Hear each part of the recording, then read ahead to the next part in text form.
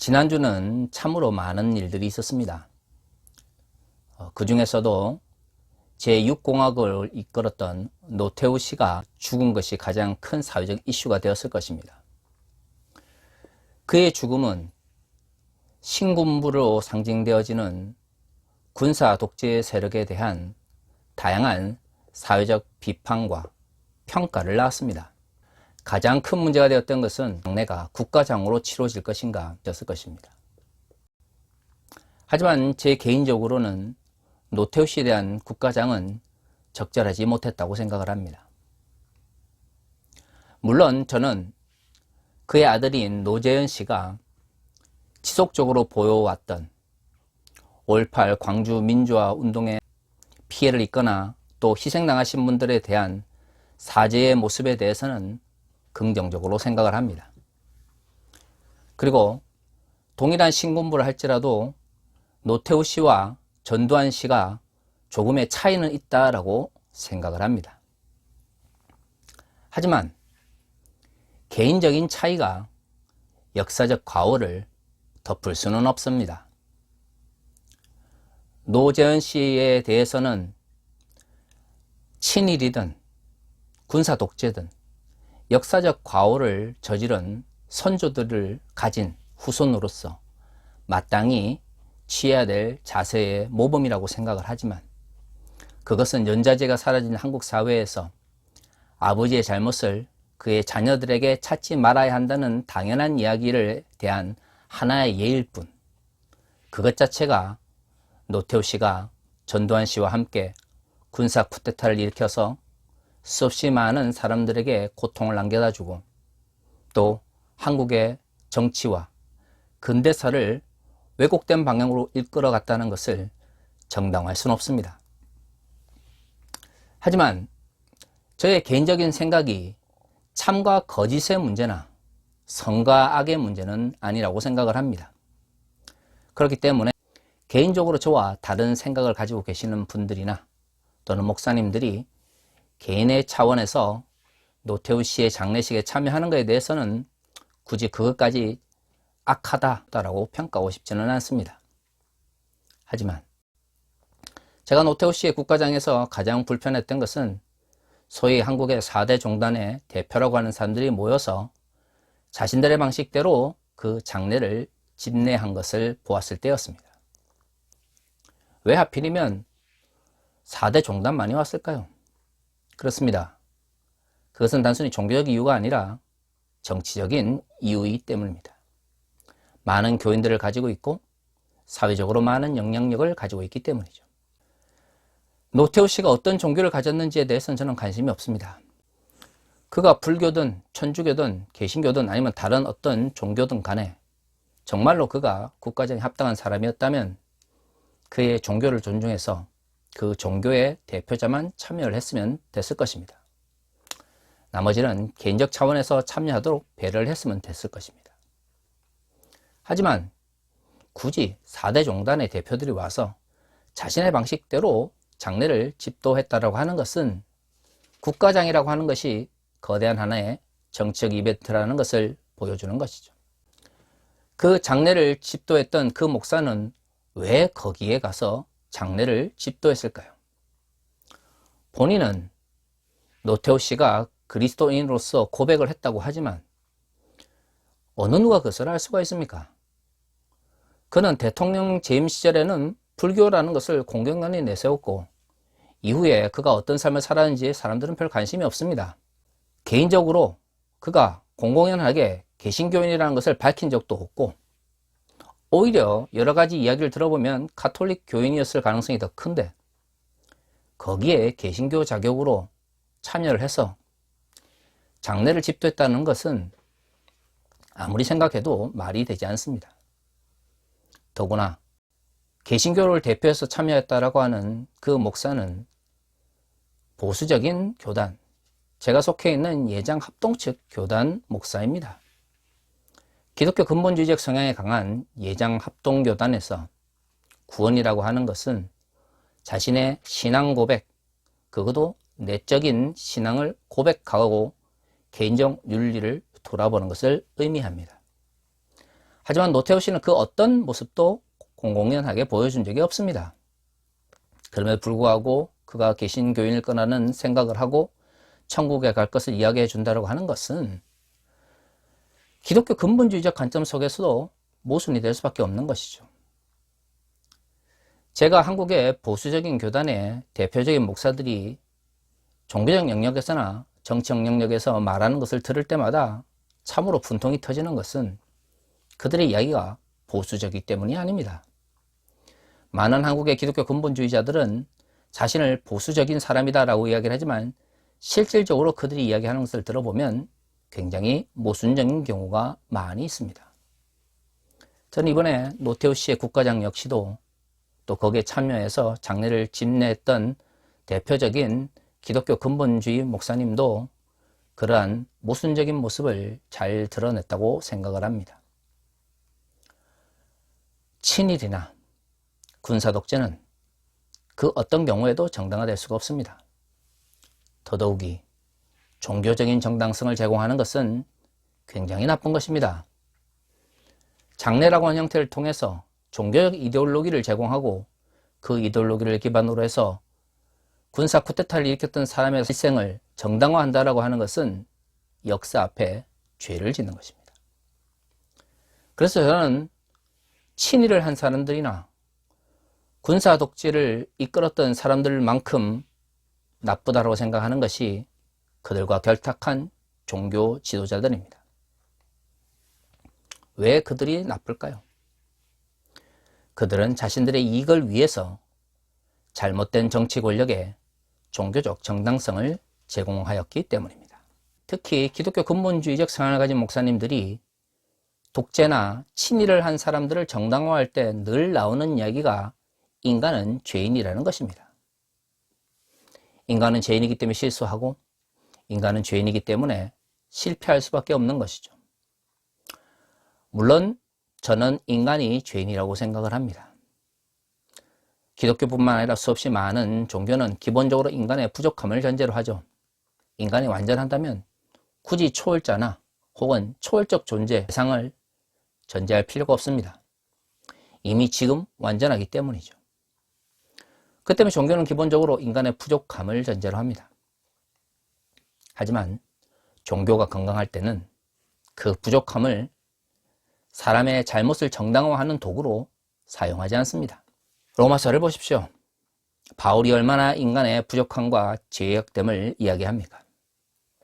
하지만 우리가 지난주 또 지지난주 계속해서 살펴본 것처럼 바울은 인간의 죄인됨을 혹은 인간의 죄악된 본성을 윤리적 문제에 인간의 부족함을 정당화하기 위해서 사용하지 않습니다.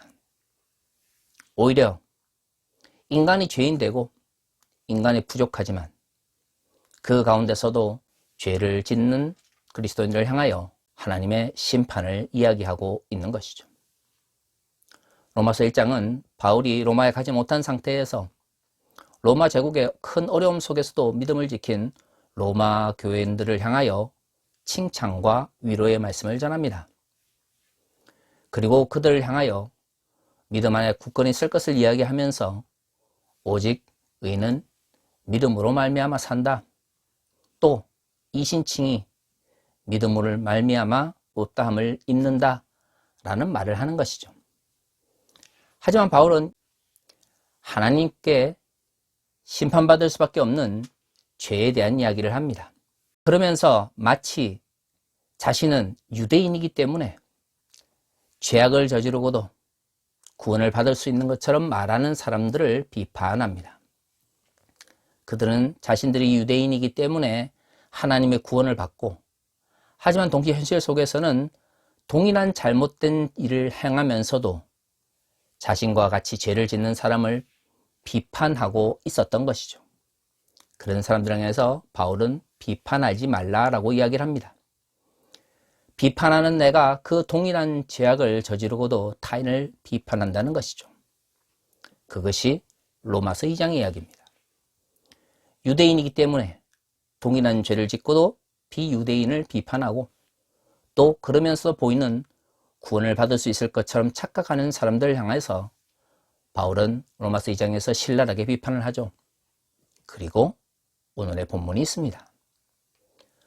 로마서 3장 1절은 그러면 유대인이기 때문에 하나님의 구원을 받는 것이 아니라면 도대체 유대인의 유익이 무엇인지를 설명하고 있는 것이죠. 우리가 읽은 본문의 말씀처럼 바울이 가장 먼저 말하고 있는 유대인의 유익이라고 하는 것은 하나님의 말씀을 받았다는 것입니다. 여기서 하나님의 말씀이라고 하는 것은 1차적으로 구약의 율법을 이야기하는 것일 것이고요. 2차적으로는 예수 그리스도의 복음을 이야기하는 것일 것입니다. 그렇습니다. 하나님께서는 모든 민족에게 동일한 방식으로 율법을 주시거나 모든 민족에게 처음부터 복음을 듣게 하신 것이 아닙니다. 혹자들은 그렇게 생각할 것입니다. 전지전능하신 하나님께서 그저 모든 백성들이 다 알아먹을 수 있는 방식대로 율법을 알려주시고 예수께서 하나님의 아들이시니 모든 사람들이 들을 수 있는 방식으로 복음을 전하셨다면 얼마나 편했을까? 물론 하나님의 아들로서 예수 그리스도께서 그런 능력을 가지고 계셨고 천지를 지으신 하나님께서 그런 능력도 가지고 계시죠. 하지만 하나님은 또는 예수 그리스도는 그렇게 일하지 않으셨습니다. 그것은 하나님께서 일하는 방식이 아니고 그것은 예수께서 일하는 방식이 아닌 것이죠.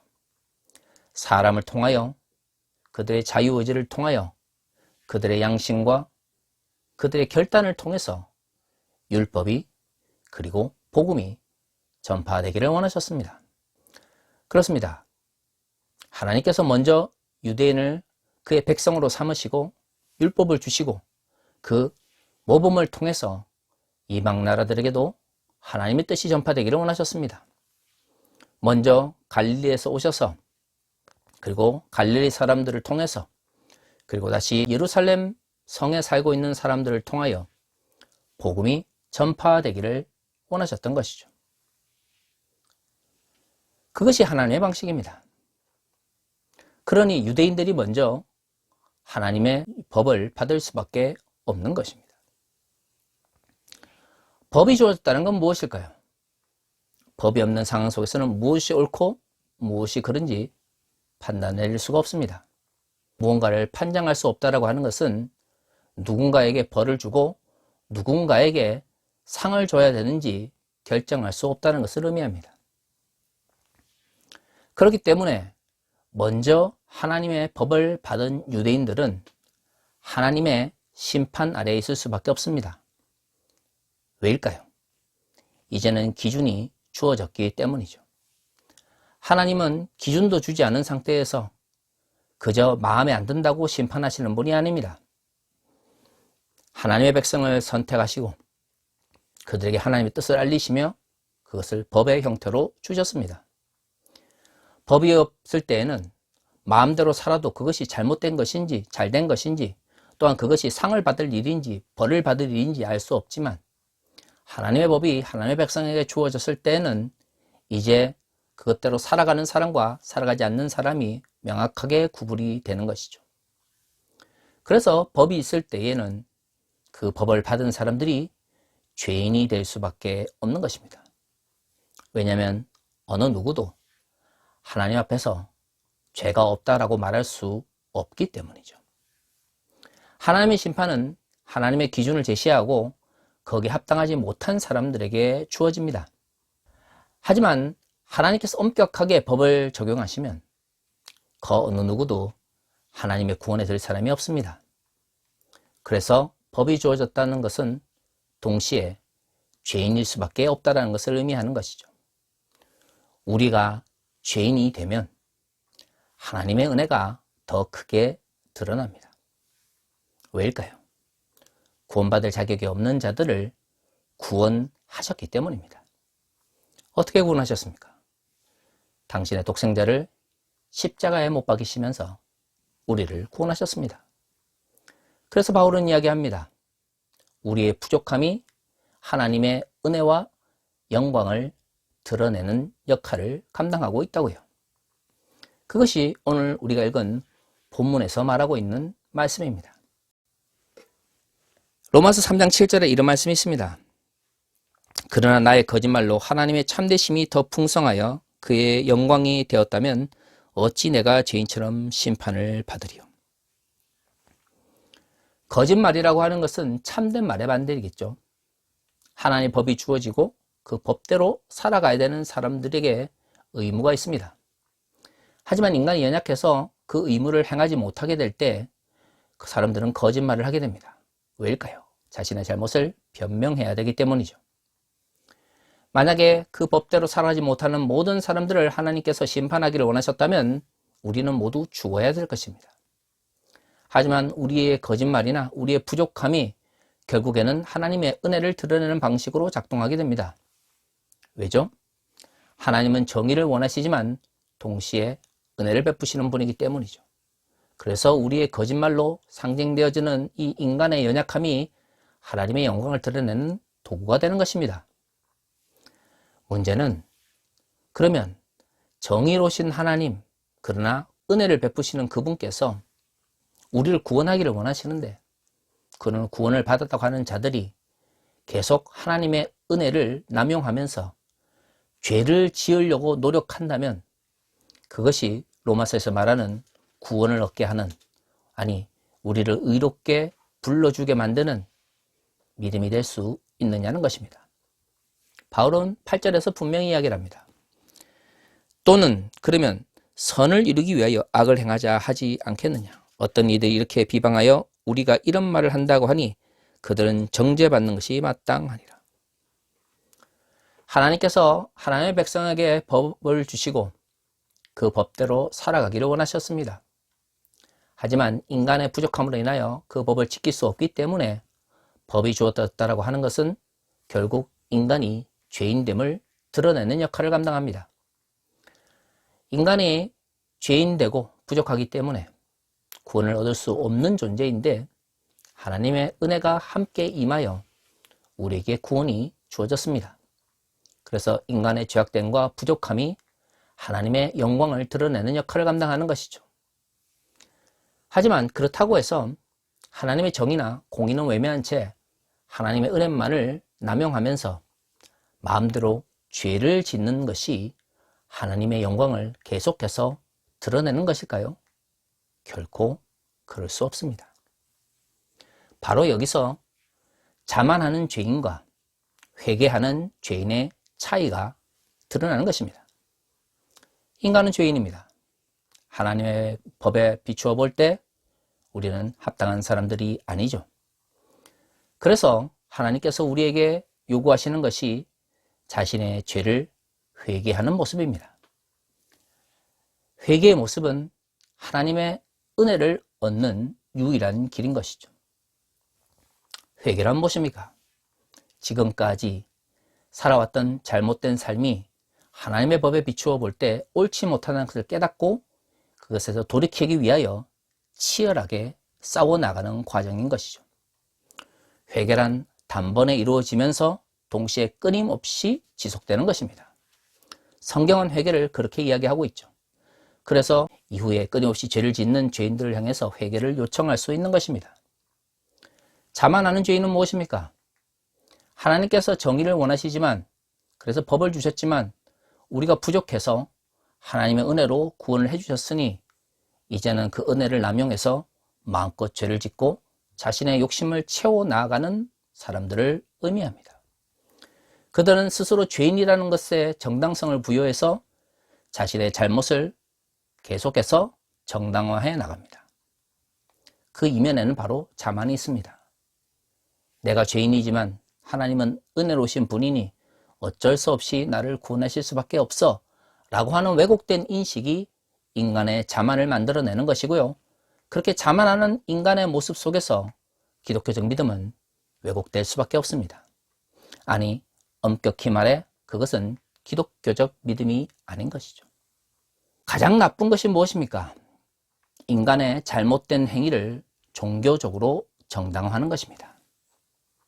군사 독재 세력도 나쁘지만 거기에 결탁해서 그 군사 독재를 정당화했던 한국의 목사들이 얼마나 많습니까? 과연 그들이 말하는 하나님의 은혜는 성경이 말하는 하나님의 은혜였을까요? 저는 그렇지 않다고 생각을 합니다. 하나님의 은혜를 자신의 이해관계에 따라 이익을 지키기 위한 방식으로 사용을 했다면 이미 그것은 하나님의 은혜에 대한 감사를 가진 죄인이 아니라, 회개하며 살아가는 죄인의 모습이 아니라 하나님의 은혜를 도구로 사용하는 자만하는 죄인의 모습입니다. 성경은 자만하는 죄인을 향해서 하나님의 은혜와 구원을 말하지 않습니다. 목사이기 때문에, 교회를 다니기 때문에 하나님의 백성이 되는 것은 아니고요. 더구나 유명한 그리고 큰 교회 목사이기 때문에 하나님의 은혜를 함부로 남용해도 되는 것이 아닙니다. 목사라는 또는 교인이라는 명목 하에서 하나님의 은혜를 남용하고 하나님의 법을 외면한다면 그것은 이미 자신에 대한 자만이 기독교 신앙을 왜곡시킨 것이고요. 그러한 사람들이 선포하는 메시지가 하나님의 복음이 될 수는 없습니다. 저는 그래서 왜곡된 정치적인 제도나 구조를 종교적으로 정당화하는 사람들이 선포하는 말씀은 하나님의 말씀이 될 수 없다고 생각을 합니다. 그것은 자신의 이익을 지키기 위해서 종교라고 하는 도구를 사용하는 종교인의 모습인 것이지, 결코 하나님의 말씀을 받은 하나님의 사역자나 예수 그리스도의 뜻을 이 땅에 실현하며 살아가야 되는 그리스도의 제자의 모습은 아닌 것입니다. 사랑하는 성도 여러분, 우리가 가지고 있는 신앙, 우리를 의롭게 만들고 우리를 구원에 이르게 하는 신앙은 결코 하나님의 은혜를 남용하거나 우리의 이익을 위해서 하나님의 이름을 팔아먹는 것이 아닙니다. 이미 하나님의 이름으로 자신의 이익관계를 그리고 자신의 유익을 추구하는 그 자세는 성경에서 말하는 그리스도의 제자도 그리스도인도 하나님의 백성도 아닙니다. 그저 이 자본주의 사회에서 더 많은 자본을 가지기 위하여 만몬을 숨기는 만몬 숭배자의 모습이자 정치적 권력가처럼 권력에 중독되어 있는 권력 중도자의 모습일 뿐입니다. 이제 한국 교회는 그리스도인과 그리고 하나님 이름을 팔아 자신의 이익을 챙기는 사람들을 구별을 해내야 됩니다. 하나님의 말씀을 맡은 사역자로서의 목사와 자신의 이익관계를 위해서 교회라고 하는 도구를 사용하는 종교 집단의 지도자와는 구별을 해내야 합니다. 그것이 안 되기 때문에 한국교회가 몰락의 길을 가고 있는 것이죠. 성경이 말하는 죄인의 모습은 끊임없이 자신의 죄를 회개하는 죄인의 모습입니다. 그 회개하는 죄인이야말로 로마서에서 말하는 구원을 얻는 믿음을 가진 자, 의롭다 칭함을 받는 자, 그리고 그리스도인이라 또 그리스도의 제자라 불릴 자격이 있습니다. 하나님의 은혜를 자신의 이익을 위해서 남용하며 기독교의 말씀을 자신들의 권력을 위하여 남용하는 그러한 목사나 교인들이 있다면 그는 지금 자만하고 있는 죄인일 뿐입니다. 성경 어디에도 자만하는 죄인을 향하여 구원을 선포하고 있지 않습니다. 로마서가 말하는 믿음은 더더욱 그러한 죄인들의 모습과는 아무런 관계가 없는 것이죠. 하나님의 은혜는 하나님의 정의와 함께합니다. 그렇지 않다면 바울이 왜 1장과 2장에서 구원에 이르지 못하는 죄에 대해서 그렇게 강력하게 비판하고 비난을 했겠습니까? 제발 부탁입니다. 하나님의 복음을 여러분들의 이익을 위해서 남용하지 마십시오. 목사님들, 제발 성경 말씀 가지고 자신의 잘못을 정당화하지 마십시오. 그것은 로마서가 말하는 구원에 이르게 하는 믿음도 아닙니다. 이제는 왜곡되고 있는 기독교의 가르침을 비판하며 하나님께서 말씀하시고 있는 하나님의 나라가 무엇인지 다시금 이 땅 위에 정립하기 위하여 노력하는 과정들이 우리 한국교회 내에서 불릴 듯 일어나야 합니다. 그것만이 진정 한국교회가 다시금 살아날 수 있는 유일한 길입니다. 다 같이 기도하겠습니다.